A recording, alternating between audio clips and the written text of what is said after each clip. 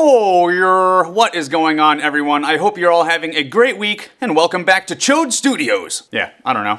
Sex. It is FAQ time again, and you wanna know what's funny? You guys asked me so many good questions last time, there was enough for 2 videos, so this was actually filmed at the old house. 1, 2, 3, go! Would you ever go on tour with a few other musicians or YouTubers and do a set list of cover songs and some original songs? Once COVID ends, of course. You know what, Cyanide for All? That's a pretty good idea. But who would we choose, huh? We need a vocalist. We need at least 1 guitar player, maybe 2 guitar players, and a bass player. Who else would play bass besides Davey? I don't know about the guitar players. Maybe you guys should vote on that one, yeah? I feel like Ola would definitely need to be the rhythm player, though, because he's just he's great. If the snare is so much more important, why do you have 1 snare and 5 toms instead of 5 snares and 1 tom? If you ask me, I wouldn't say that the snare drum is so much more important than everything else. I think every little piece of the drum kit is just as valuable as everything else on the kit. Even that little 8-inch tom that I might not use as much as the rest of the kit, when I do use it, it really serves its purpose, you know? Same with the splashes. As tiny as they are, they matter with those sexy tom fills and accents. Yeah, those Barker fills too. Who do you think are the most exciting new bands around right now? Also, Sex and Cutty. Great question, Sean. I think I'm going to go with Unleash the Archers. A lot of people have been requesting their songs on my live streams lately, and I've really been enjoying it. It's like awesome power metal. The vocals are fucking epic. Yeah. Unleash the Bacchies! Hey, how long did it approximately take you to get to the point you could be really satisfied with your own drumming? If that's even a thing. Maybe I was like that when I was a little kid, and my eyes weren't really open to all the other styles of drumming that was out there, and all I did when I was a kid was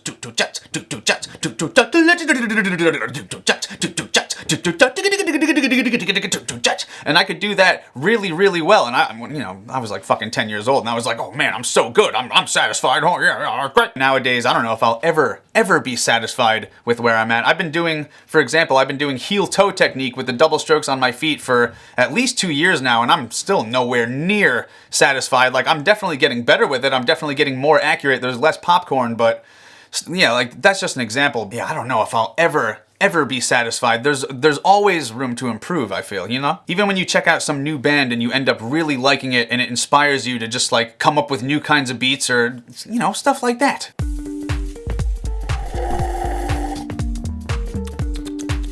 Guess what, you guys? This video is sponsored by the 3DME Music Enhancement System by ASI Audio. These are in-ear monitors that have ambient microphones built into them, and I have never experienced anything quite like these before. What I'm usually used to are completely isolated in-ear monitors, so when I first tried these on, I was pretty blown away with how loud I could still hear everything else in the room, even with these properly sealed in my ears. I was actually upstairs in the kitchen when I first tried them on, and they were even picking up the sounds of the dog's nails walking on the hard floor across the room. It almost scared me at first. It comes with a body pack here that you can charge via USB, and this is what powers the ambience. And these plus and minus buttons on the top here are what controls the volume of your ambience or whatever else in the room that you're picking up. So if you want, you can cut out the ambience completely, or you can blast it at full volume. But when you find that sweet spot and tweak it just right, it's almost as if you're not even wearing in-ears. It's pretty awesome. And I've got to say, with the concrete floor down here and this big room, turning the ambience up on these really makes my drums sound huge. There's even a monitor output on here, which really comes in handy when you're trying to monitor your levels. Then you can go even crazier and download the ASI Audio app, which is packed with a bunch of extra goodies once you pair it with Bluetooth. And you can control the mic level directly from here. You can move it as one, or you can separate the right and left ears if you want. We've got a limiter if you want to set a volume threshold. There's even a seal test feature on the app that ensures you have a nice snug fit in your ears for the best audio possible. And of course, a 7-band equalizer. You can tweak it to your exact customizations and save your presets. I love it. And it even comes with a nice sturdy gig case with some cutout sections, very easy to transport. Use the link in my description to check out the 3DMEs for yourself, and you will start to hear incredible. Oh yeah! All right, back to the questions. Back to the eggs. What's one song you wish you could play but aren't on that level yet? Oh, yeah. Oh, there's a bunch. The only ones I can really think of are the extremely fast songs that sometimes people request on the drumming streams that I just physically unable to play because they're just way too fucking fast, like Flesh God Apocalypse or Infant Annihilator. Archspire, that involuntary doppelganger song, gets requested a lot, and I'm always like, you guys, I just can't physically play that. Are you trying to kill me? And it's not necessarily that I want to be able to like play Archspire, I want to be able to play Flesh God, it's just I wish I could just play every single song that you guys threw at me. Why is the number 22 so consistent on your channel? I cannot tell you how many times a week I've been getting asked this lately. Should I finally just answer it? I don't know if there's a real reason, to be honest. I'm just a weird numbers freak. Coincidentally, it's also a third of 66, and I don't know, it's just fun to say. Just you wait for February 22nd, 2022. When you're doing drum covers, what do you have playing in your in-ears? A metronome or the song? Both. Always gotta have a metronome, for me at least. I just play a lot cleaner when I have a metronome to follow. And if I'm covering a song that wasn't recorded to a metronome, I usually have to put it in my DAW and manually make the click track for it, like Slipknot or Metallica, stuff like that. That's a pain in the butt, but it's worth it. There are apps apparently now that will make a click track for you. I think I need to check that out, yeah? See how accurate it really is compared to the click tracks that I make, which, I don't know, I'm super picky with my shit, so we'll see. Oh, thanks for all the entertainment. Question, which drummer, dead or alive, would you like to spend 1 week with? Portugal here. Check Moonspell. How's it going, Nuno? Oh, and I'm gonna have to go with Lars. I don't know, man. It's fucking Lars. It's fucking Lars from Metallica. I can't think of anybody else, dude. I guess I'm just a Bachi. What was your first double pedal? The Pearl Eliminator. It was pretty good. It was pretty solid, nice and heavy. It lasted me at least 5 to 6 years by the time I got the Axis pedals. But nowadays we have stuff like the Demon Drive, so I don't know, maybe I would have gone with that if that was released when I was first getting a double pedal. I don't know. Do you plan to keep growing your beard longer, or are you gonna be trimming it and keeping it generally the same length? Yeah, I'm not sure about that one. I guess that all depends on what my wife says. Because I don't want to look like a full-blown bush Bachi. That being said, even before I had a beard, I would see comments on the YouTube channel be like, oh, you homeless Bachi, get a job. I don't know, we're sort of growing this part. We've been trimming the sides, but we'll see what happens. Do you prefer playing in a band or as a solo artist? You know what? That's a tough one, dude. Especially since I've been doing stuff by myself for the past couple of years. It's kind of hard to answer that one right now. Do you bring a smaller drum kit to your shows ever? That is a great question, and I discovered the difficulty of setting up a giant drum kit on the first tour I ever did. I think it was 2008 Thrash and Burn tour with Abigail Williams, and I brought an entire 4-sided drum rack on that tour, and I quickly realized that I needed to condense it down to just 2 bars instead of 4 because it was such a pain in the butt. I'm pretty sure I had even more cymbals at one point too than I have now, but it was a little too much. It was excessive. Because everything that's on my kit now, I'm able to express myself a Bachi from my playing, just, you know, where everything is placed. But yeah, it's definitely a good idea to condense your kit, even if it's just a little bit. Anything that'll make your life easier, bringing it on or off stage, or even just carrying it to the car.